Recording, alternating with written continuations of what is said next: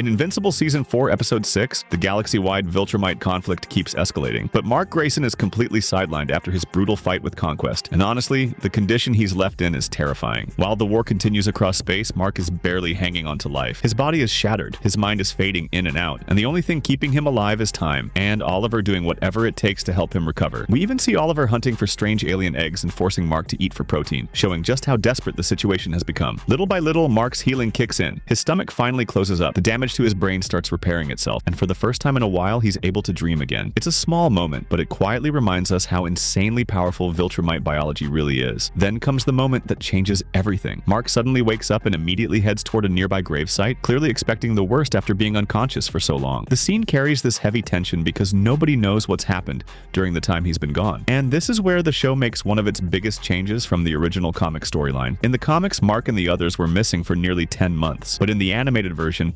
Omni-Man reveals that only 2 months have passed. That's a huge difference because it makes Viltrumite healing look dramatically faster in the show. It also helps the pacing, since stretching the war across almost a year might have slowed down the momentum of the series. Meanwhile, the war reaches Telescria, and chaos completely erupts. We jump between multiple battles as different fighters try to hold back the Viltrumites, and the episode really emphasizes how overwhelming these enemies are. Even characters equipped with advanced technology struggle to survive against them. Every fight feels brutal, fast, and completely unforgiving. Then the episode delivers one of its most satisfying moments. Just as ANISSA is about to finish Zoe off, Mark suddenly crashes into the battlefield at full speed and launches her across the area. After spending so long recovering, this is the moment the audience finally realizes the Graysons are back in action. And once Mark, Nolan, and Oliver enter the fight, the entire battle shifts. Thetis tears through enemies with terrifying efficiency. Alan goes head-to-head with Lucan. Omni-Man absolutely dominates Krieg, and the battlefield instantly becomes a disaster for the Viltrumites. But the craziest moment might be when Mark and Oliver fly directly through Thragg's ship, forcing the Viltrumite leader to retreat and rethink his entire strategy. Still, this isn't the end. Thragg escapes alongside the remaining survivors, already preparing for the next phase of the war. And judging by how this episode ends, the real conflict is only beginning. Season 4. Episode 6 feels like the calm before absolute destruction, recovery, revenge, and the return of some of the strongest fighters in the universe all packed into one episode.